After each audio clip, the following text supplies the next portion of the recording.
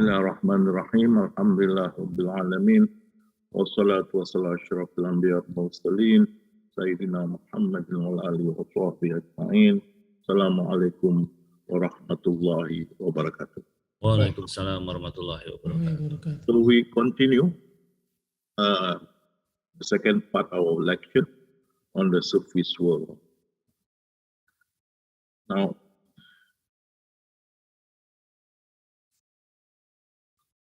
the last we discussed about the tariqat, the way of the saints.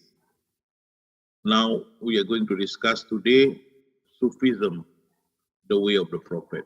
So last week was tariqat, the way of the saint, and today we will talk about Sufism, the way of the Prophet. You can see from this graph on the right hand side, tariqat, the way of the saint. You have to find the teacher who is called the murshid, and then you must see his qualification. That is called the silsila. He must be qualified until his teacher ascendant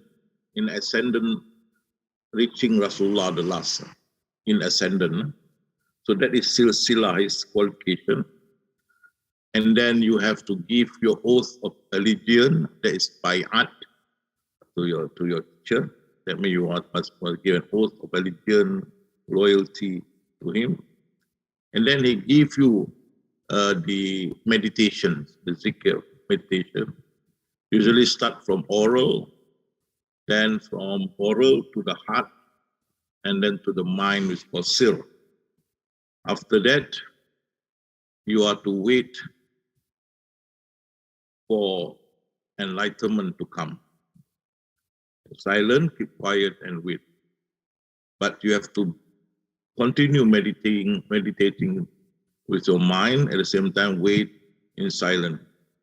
When the enlightenment comes, you are enlightened, then you are being given certificate by your guru or your murshid, and then there will be a graduation ceremony called talqin. Okay? So the zikr or the meditation given is to overcome 7 station of naf, from 1 station to the 7th station, then from amara, where is the lowest, to kamiliya, the topmost. You have to go to 7th station, overcome 7th station of naf through your zikrullah. That is the way of the tariqat. Now our way, we call it Sufism, the way of the Prophet. You look for the Arif Billah. Arif means, you can call him an expert, a learned person. A learned person, Billah means in the knowledge of God. Arif Billah means a learned person in the knowledge of God, Arif Billah. You have to look for him. Now, comparatively, tariqat, they have groups. You can identify them. They always operate in a group. What is this Arif Billah? He's a loner. He walk alone. You are lucky you get him. For example, Khidir and Musa alayhi salam, or Prophet Musa, had to look for him and then found him. But yet, Khidir say, you are not ready for what? For the knowledge I had. And true enough, Musa did not qualify. Okay? So you have to look for this Arif Billah. It's very difficult. You want to get him, hold on to him, listen to him, let him guide. Okay? This Arif Billah will enlighten you. This enlightenment also called Ma'rifatullah. Ma'rifat means you have the inside knowledge of the divinity, a greater knowledge of divinity or the knowledge of God. We'll come to that later. You're enlightened about it. And after that, the Arif Billah will guide you further knowledge to accept his actions, such as why we have tsunami, why we have earthquake, fire, flood, and whatnot. So all kind of calamities. Why must they have diseases that kill people? uh, why must they be poor, rich, and so on. You will learn about this and learn to accept uh, the truth behind all this from the further knowledge you gain from the Arif Billah. And he also teach you will teach you on zikrullah, meditation, which is different entirely from the way of the saint or the tariqat. And his emphasis will be on worship. After you are enlightened, what is left is worship according to the Sharia. Okay. So that briefly introduction.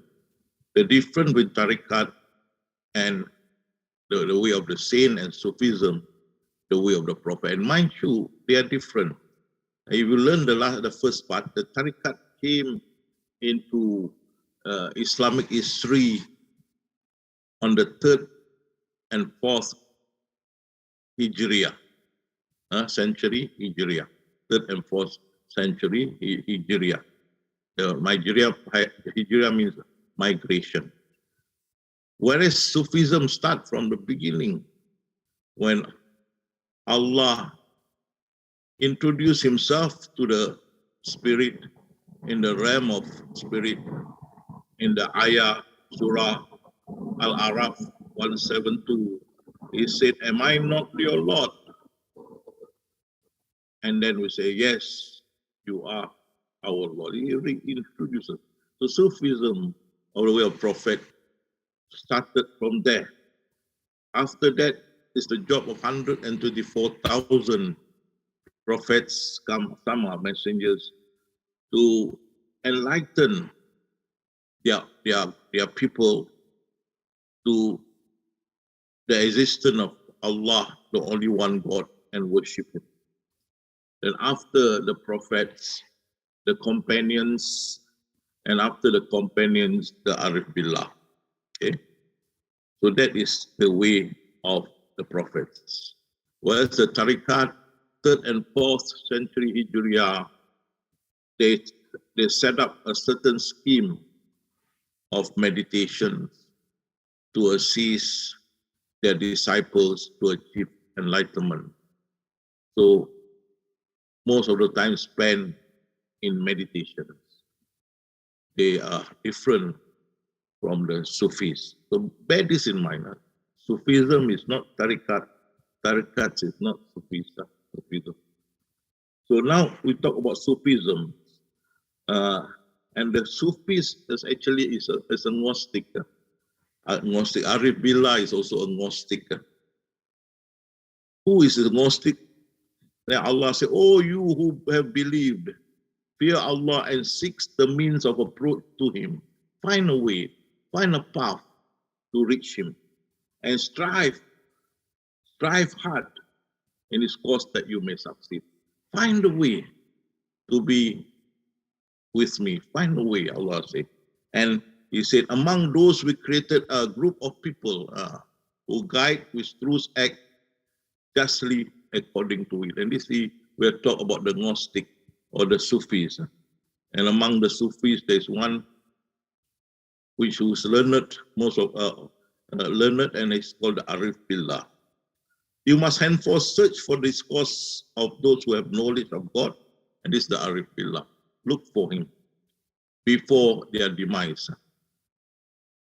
"Such a man possesses knowledge of God and His signs, and his heart is made the depository of the rarest of knowledge, and Allah intimates into him such secret as Allah has kept hidden from others. And Allah has selected him, the Arif Billah, and drawn him towards Allah, and guided him and raised him towards Allah, and expanded his heart to accept these secrets and higher knowledge, and made him his executor with power to guide others to the true path, as well as guiding them away from sinful and deviant acts. They become Allah's men. They are rightly guided. They can guide other seekers of truth They are upright and will affirm the uprightness of others. They are like deputy prophet or messenger. They always receive guidance and inspiration from Allah. These are talking about the Arif Billah, who is a Gnostic but very learned in the knowledge of God. Again, it's stated they who are in this group are the summit and pinnacles of mankind, and that no one is above them except the prophet. So they are just below the prophet, more like deputy prophet and messengers is stated just now. So be respectful towards them. Do not bear animosity, nor be hostile towards them. Instead, be attentive to their saying or advices. Safety lies being with them, and be close to them, whereas destruction and calamity will happen if you are disassociated from them. Except those who are assisted and guided by Allah toward truth and mercy. So look for them, be close to them, let them guide you, listen to what they are saying, because from their mouth comes the knowledge of God. Now we shall open the door to enlightenment, the way of the Prophet, Sufism, the way of the Prophet. At the beginning, there is Allah. And the Prophet say, there is nothing else. At the beginning, there is Allah and nothing else. You have to bear this mind. This is the door to enlightenment. At the beginning, there is Allah and nothing else. So they say, to him is due the primal origin of the heaven and the earth. When he want to create something, he just said, be, and it is done. When he want to create something, he said, be, and it's done. So the question is, if he's alone, then to whom he said be? That's a point you must ponder. You see, at the beginning, there is Allah, and nothing is with him.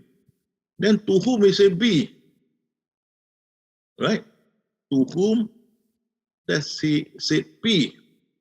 Now, according to the Sharia, they say that Allah said be to nothing, empty space. Cannot be. That means beside Allah there is space. Whereas we know at the beginning there's no space, no time, nothing except Allah.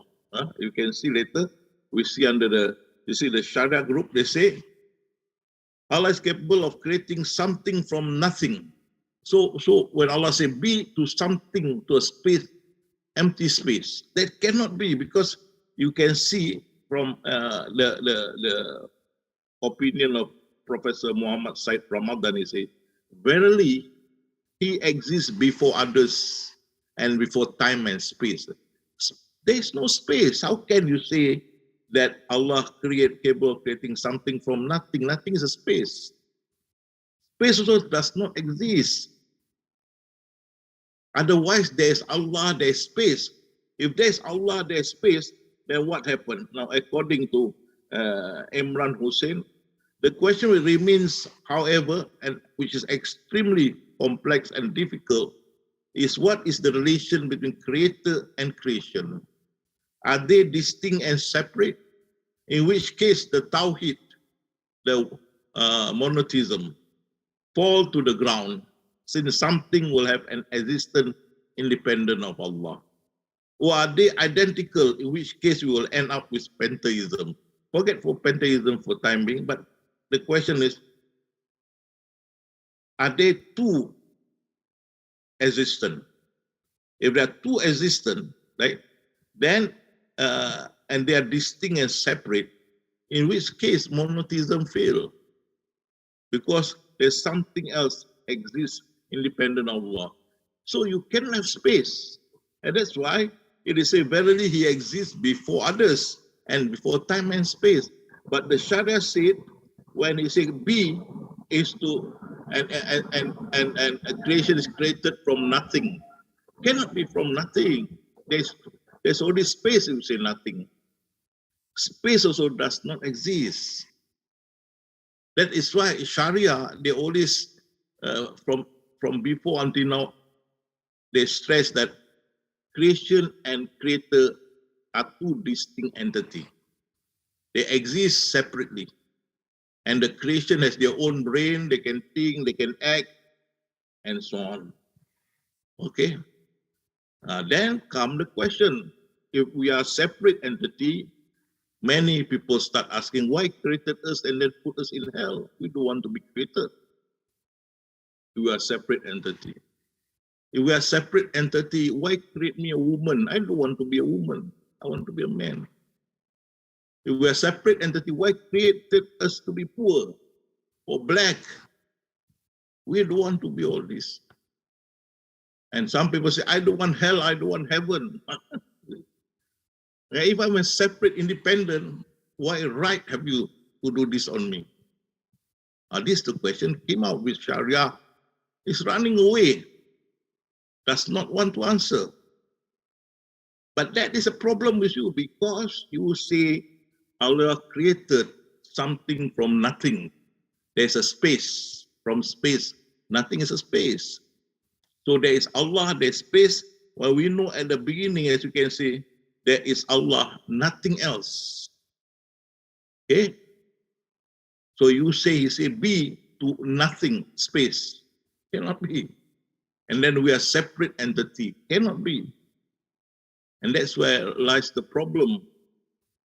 Until today, they cannot answer all these questions. Why there's tsunami?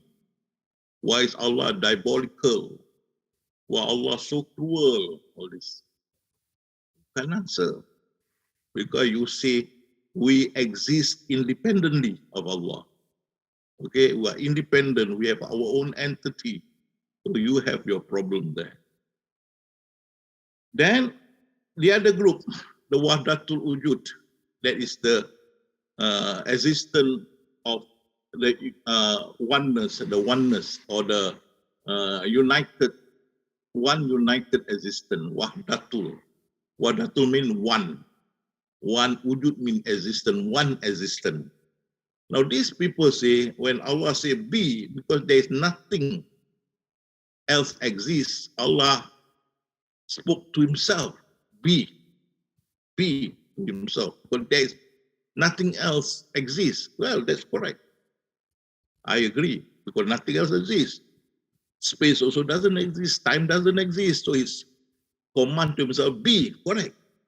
But the problem is, they say, after that, the whole of Allah manifested to become creation. So creation is Allah, Allah is creation. One in all in one. All creation, one Allah. When Allah say be to himself, he become creation. So one in all in one. Allah is creation, creation is Allah. Now let's look at this. Wahdatul Wujud. Wahdatul Wujud does not differentiate between man and Allah or creation and Allah. It's an alter ego. Alter ego, you know. You see this one, huh? Is it a statue or human? So, I like that, alter ego. So you see a statue, but it's actually a man. The same creation.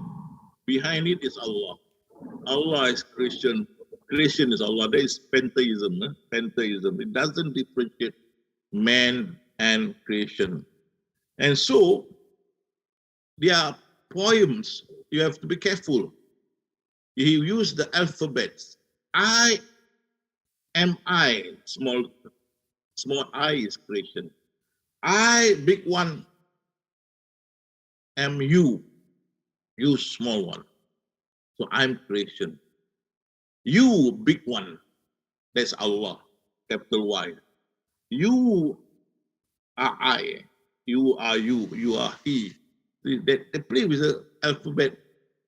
Capital I, capital Y, capital H, capital I, a small I. That's the way the poems. Be careful. You read Rumi, you come to see all this. Rumi. You know? And that's why Sayyidina Ali was very angry.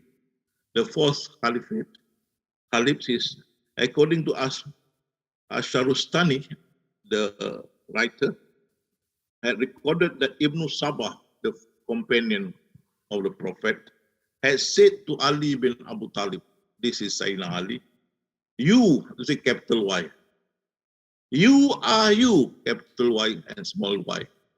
So Ali said, what you mean? And he said, Allah, that means you, capital U, is Ali, you, small. Ali banished him to Madain, Ibn Sabah. And then after he was banished, his followers approached Sayyidina Ali and said, you are he, his small wife. You are he. Ali inquired, who is he? They say, you are Allah. Because they didn't differentiate.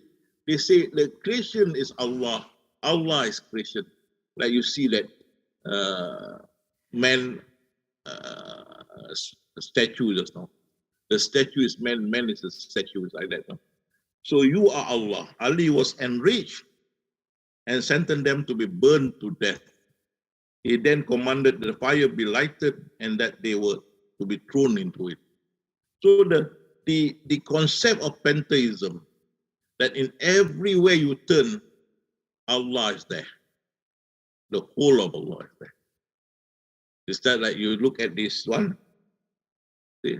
The man is a statue, the statue is the man. See? So Allah is creation. Creation is Allah. One in all in one. And this was rejected by Sayyidina Ali. So when this was rejected, come back to the question again. So to whom, when he commanded be to whom? So they're afraid to go back to the point that Allah become creation. They created another concept that before Allah said be, half of his soul or his light become half become light or soul of Muhammad. And this is another thing. Before Allah commanded be, half of his soul or his light became the soul or light of Muhammad. That's when Allah commanded be, his command was directed to the soul or light of Muhammad, and from it all the creation were created. Therefore, the soul or light of Muhammad is the secondary source or the hakikat of all creation. Now we can look into this. Nur Muhammad. There is Allah, the concept of Nur Muhammad. So before he said be, half of his soul or light become Muhammad, light or soul, right? And then his Allah, the half of Allah, soul or light, was a command be to the half of the light and soul of Muhammad or Muhammad be. And then from Muhammad, half of Muhammad become creation. This also is not acceptable. According to our Dr. Yusuf Kardawi, he resolved that all the sayings in relation to the light of Muhammad are unreliable, false, and could not be the basis of Aqidah. Okay? And Allah said in Surah Ad-Duha, he did not find thee confused. Did he not find thee confused and guided thee or guided you? Now here you can see, if he's half Allah, how can he be confused? Right? Say, glory to my Lord, am I aught but a man, an apostle? Yeah, the prophet, I'm just an ordinary man, apostle. If I have knowledge of the unseen, I should have multiplied all. I should have multiplied all good. But he didn't. He doesn't know even the future or the unseen. He's just an ordinary but honest man. Al-Amin. Okay. And Sayyidina Abu Bakr, the time when Prophet demised, Sayyidina Umar took up his sword and said, who said the Prophet had demised, I will kill him. Prophet will never die. They would never die. And then Sayyidina Abu Bakr come in and say, whoever worship Muhammad, Muhammad has demised. Whoever worship Allah is immortal. Muhammad, and then Allah the verse, he read the verse of the Quran, Muhammad is no more than an apostle. Many were the apostles that passed away before him. If he died or was slain, will you turn your back on your heels? If any did turn back on his heel, not the least harm will do to Allah. But Allah will swiftly reward those who serve him with gratitude. So Muhammad is just an ordinary man. And this point I want to touch, especially at this current situation or time, when people didn't know about Allah, they don't have knowledge of God, people will resort to idolize, to deify the Prophet.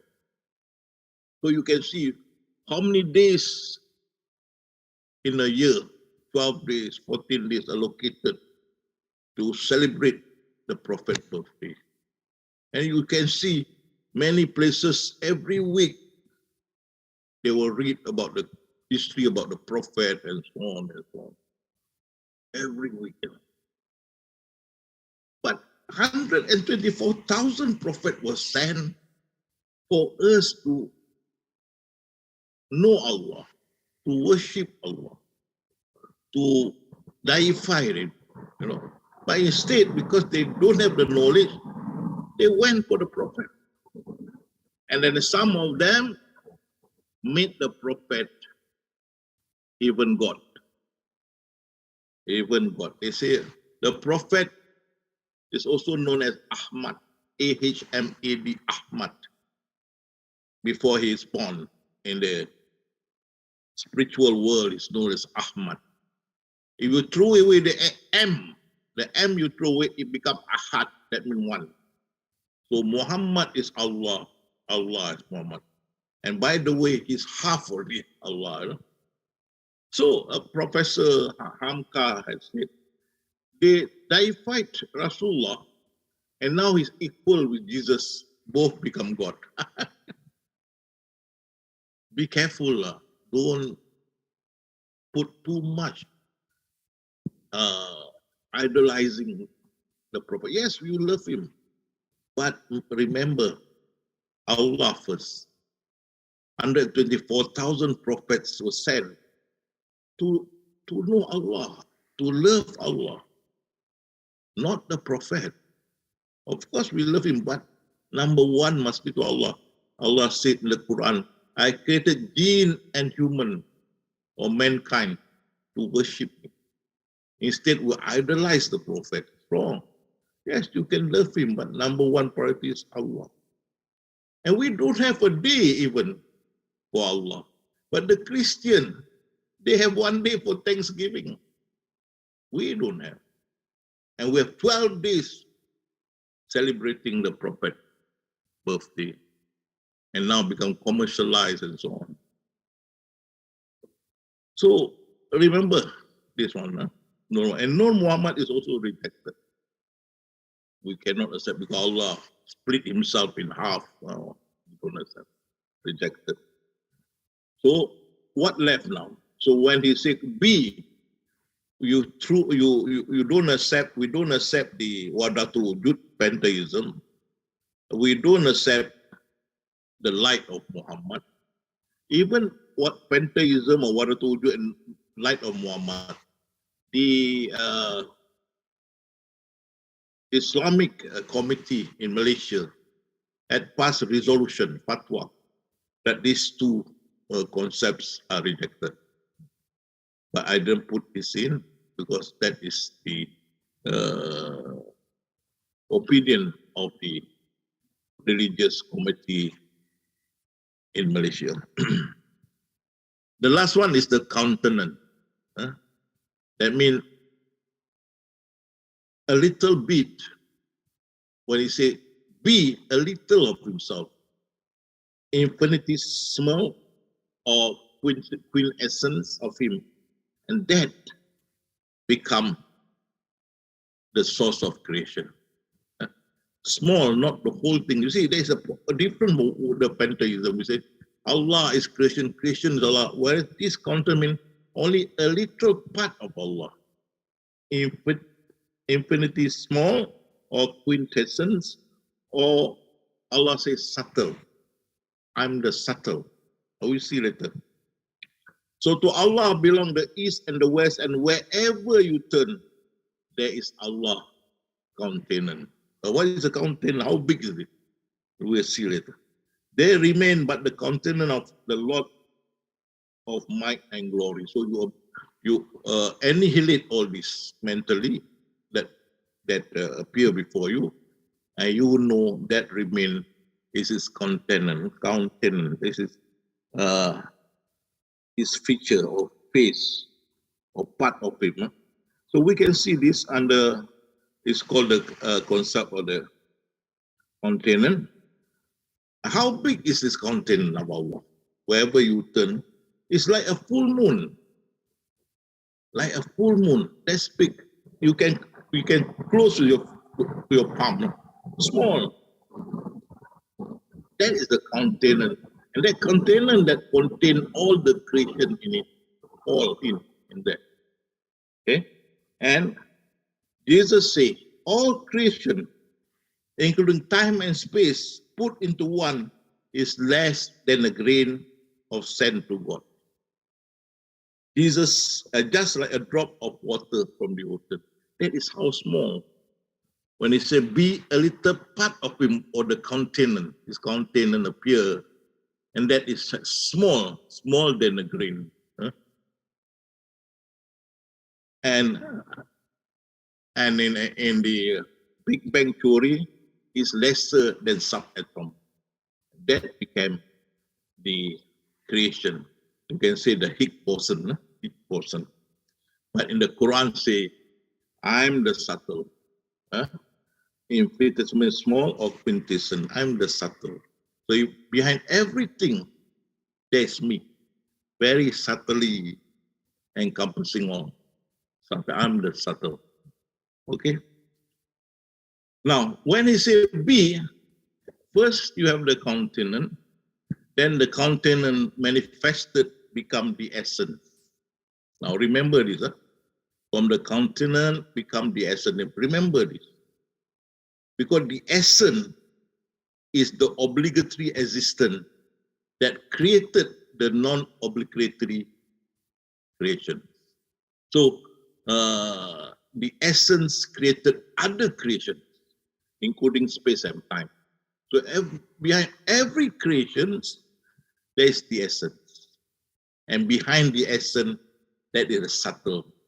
Is the subtle, the container behind it.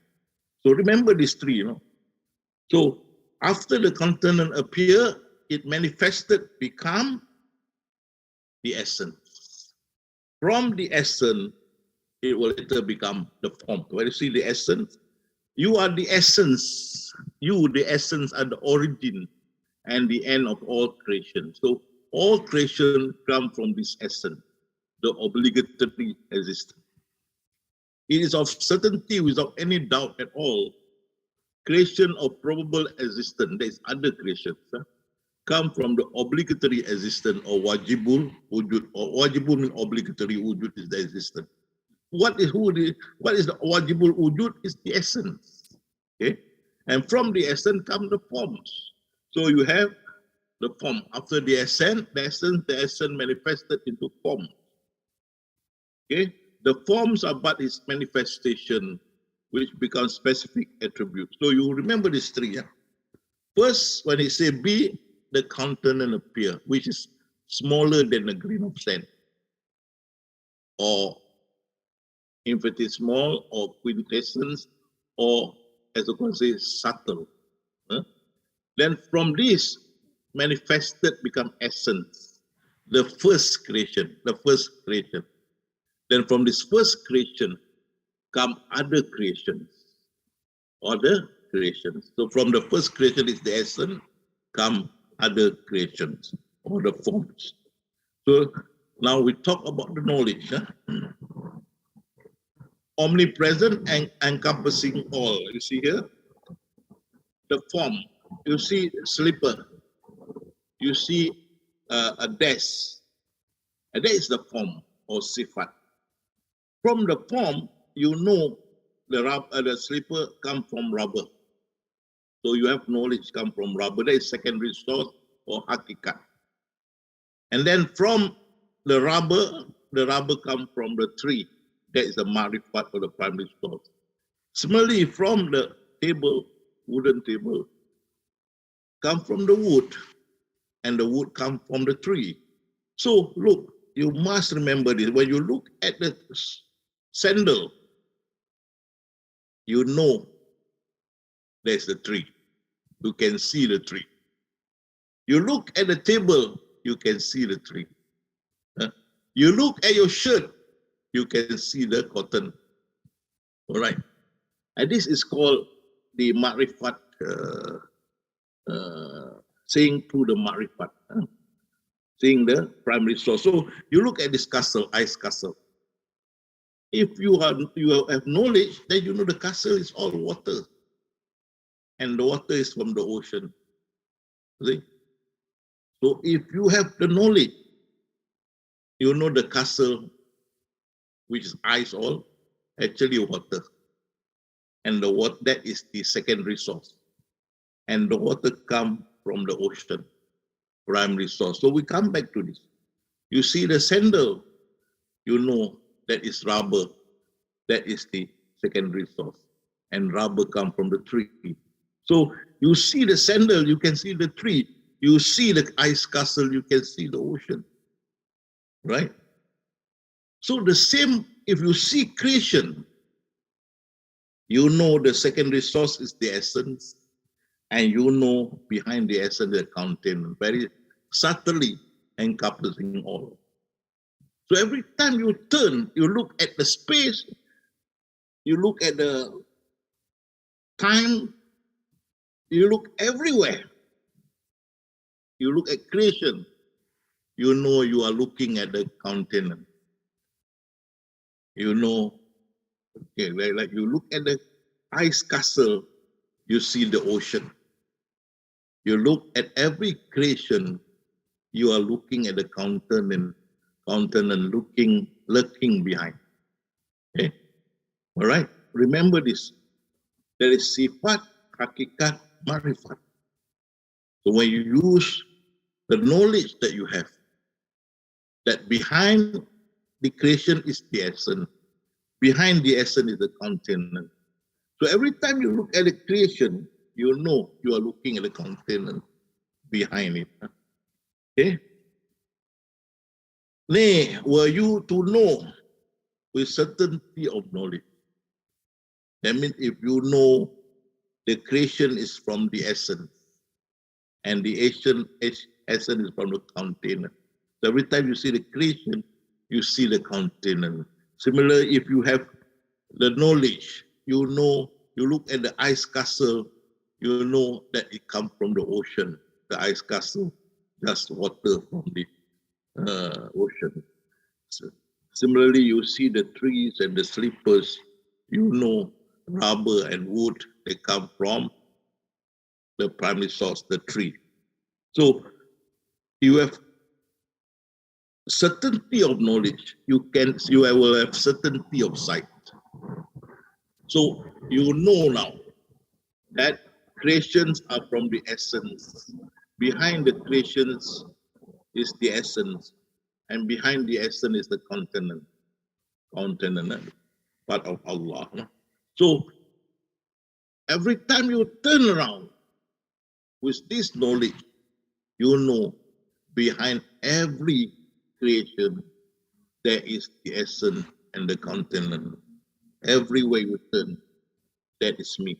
And Allah say, if you annihilate all this, that remain is my container.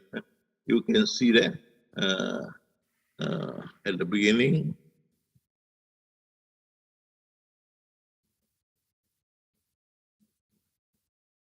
See here? Unto Allah belong the east and the west, wherever you turn this Allah's container. They remain. If you annihilate all, that remain.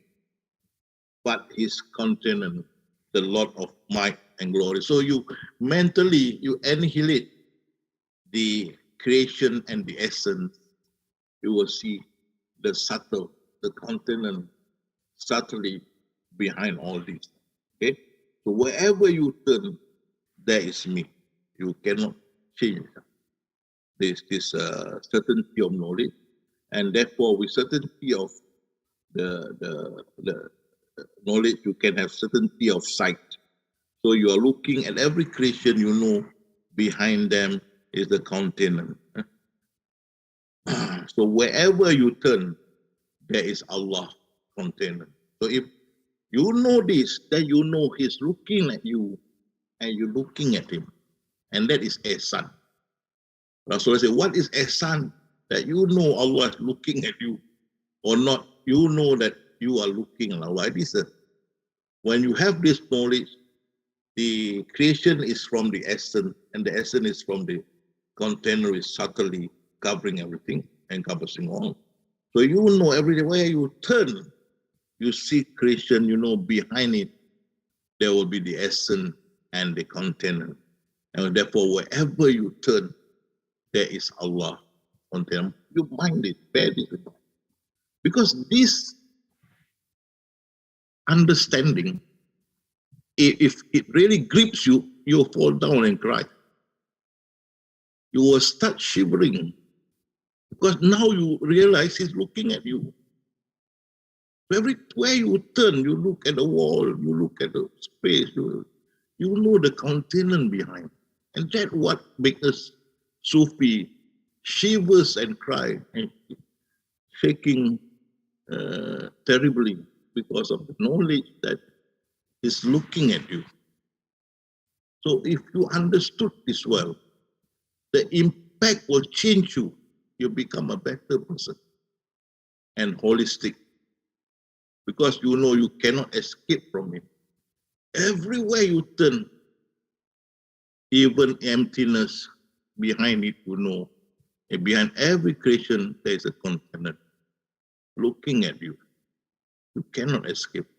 So it says, but to Allah belong all things in heaven and on earth, and He is that encompasses all. Because it's subtle. That's why He encompasses all. And verily He encompasses everything. So when you turn, you see the creation, you know, behind He is there. And you remember all the sin we had created.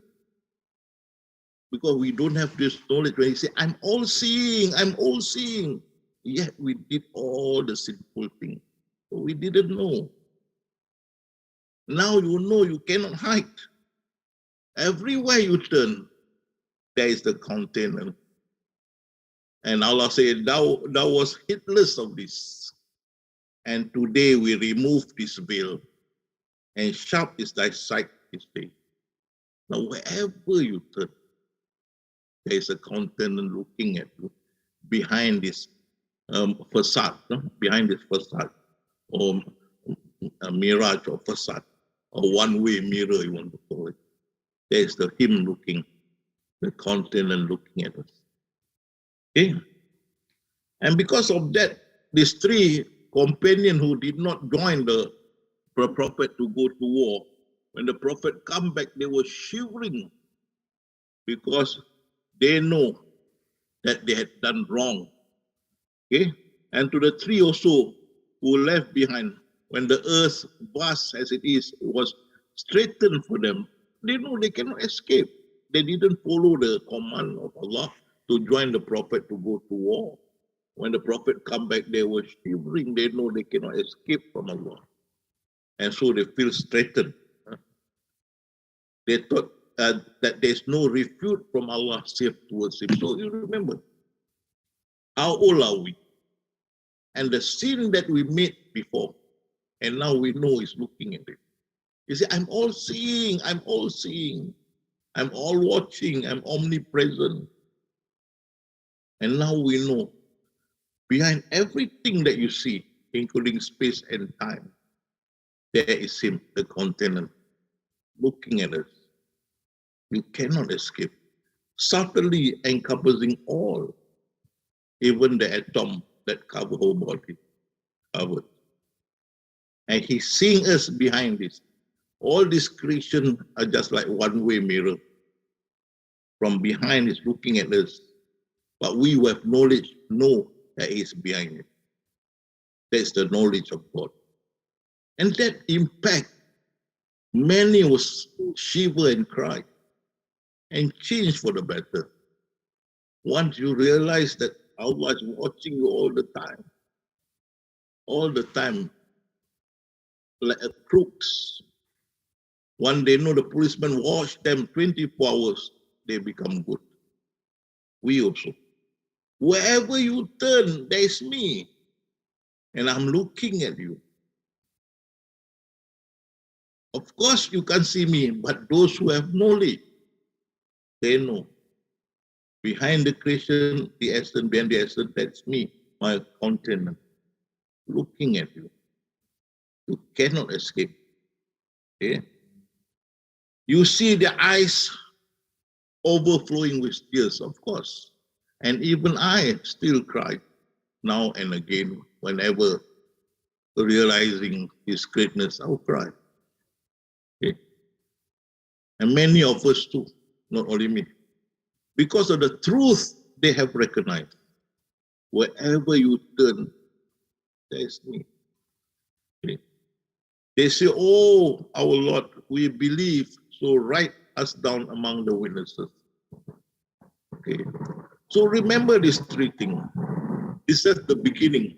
I will continue later, much deeper. It's beginning. Remember this.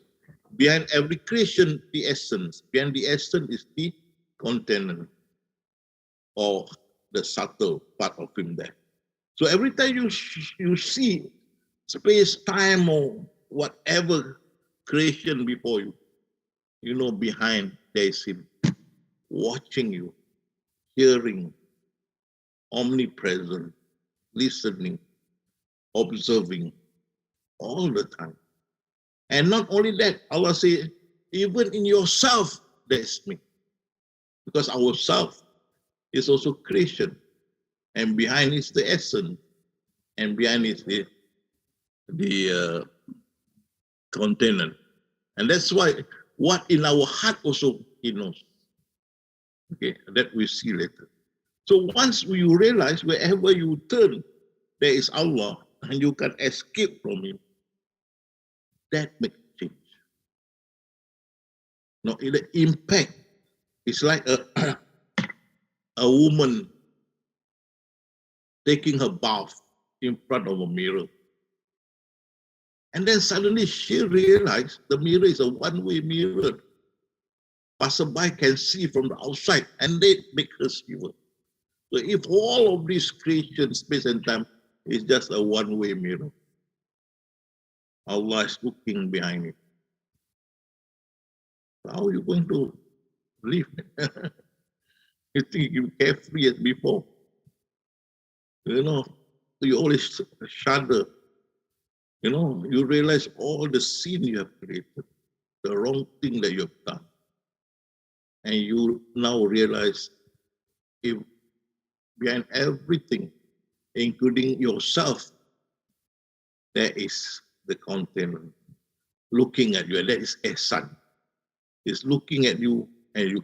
Now, sometimes this will not happen now to you.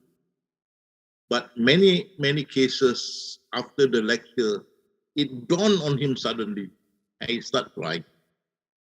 Once this factor or these facts, the understanding of it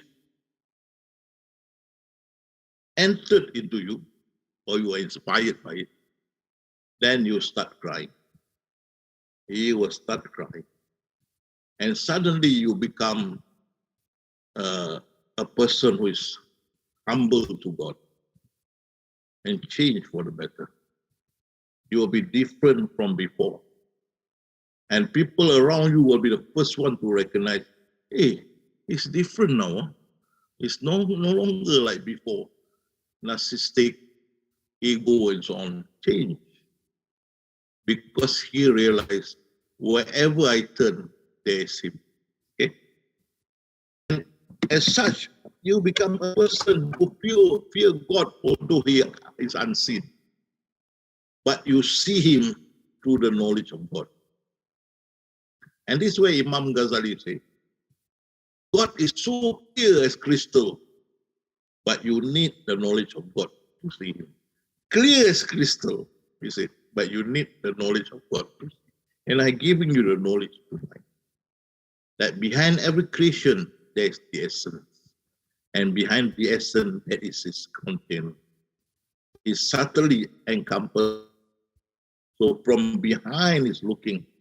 That's why the Sufis say, cut a drop of water, you can see the ocean. Yeah? Cut a drop of water, you will see the essence. So this is what you see. As the Quran says, now your view becomes sharp. See, thou were heedless of this. Now we have removed thy veil and sharp thy sight this day. Become sharp. Now you turn everywhere. You know he's looking at you.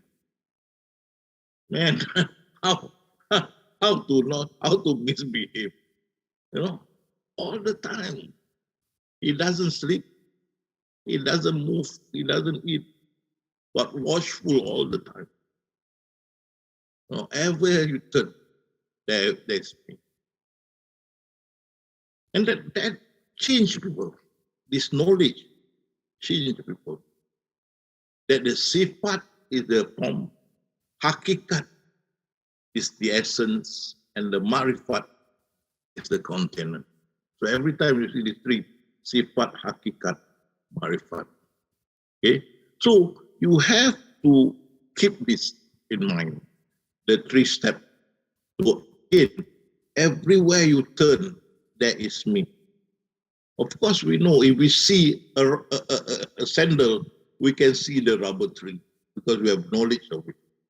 If we see the table, we know the tree behind the wooden table, tree behind it. We see the bottle plastic, we know behind the bottle is the plastic, and behind the plastic is the chemical making the plastic. Or you look at the source, China ware, right? And you know it comes from a fine sand, something like that. You can see the source. So when you see creation, you see the source. There is the continent subtly encompassing all. I'm looking at you. And that's where the tree of companion Shiva, he realized he cannot escape from Allah. Now, if he's encompassing all, subtly encompassing all, why you want to escape? Why you want to hide? No place. He encompasses even the space and time, even yourself. He say, my signs are at every corner of the world, including in yourself. And I'm looking, I'm watching. See?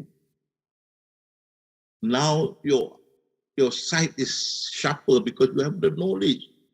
And that's why you see just now with certainty of knowledge, you will have certainty of sight, Allah says. With a certainty of knowledge, you have certainty of Surah At-Takasur.